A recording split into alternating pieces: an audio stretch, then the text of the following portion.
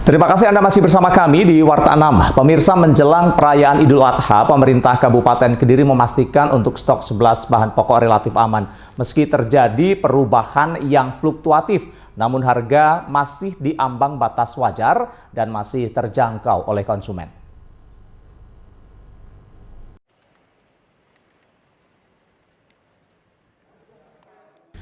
Menjelang perayaan Hari Raya Kurban atau Idul Adha, pemerintah Kabupaten Kediri melalui tim Dinas Perdagangan terus melakukan pemantauan ke sejumlah pasar tradisional. Pemantauan difokuskan untuk ketersediaan stok serta harga bahan pangan. Dari pantauan ke beberapa pasar induk seperti Pasar Pamenang Pare, dipastikan stok 11 bahan pokok relatif aman hingga akhir tahun ini. Dari pemantauan harga memang didapati fluktuatif, namun untuk harga eceran tertinggi atau HET masih diambang batas wajar normal dan masih terjangkau oleh konsumen. Beberapa bahan pokok yang mengalami kenaikan harga yakni telur ayam, daging ayam karena beberapa faktor yang mempengaruhi diantaranya stok di produsen.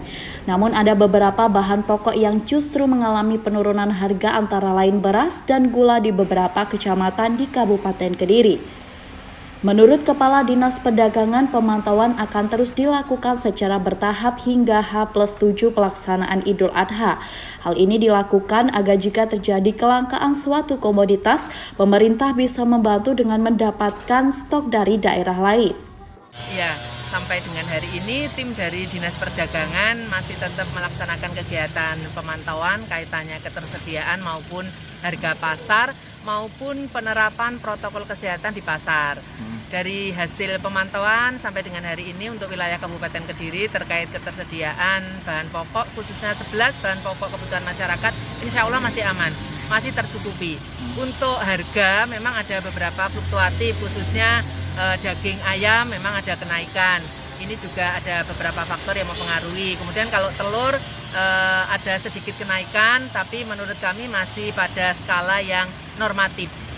Kalau yang lain-lain, beras juga bahkan ada beberapa tempat mengalami penurunan harga, tapi yang lain masih stagnan, masih stabil. Gula juga pada posisi yang bagus ini, ada yang 12, ada yang 12,5, jadi masih di bawah HET atau sesuai dengan HET.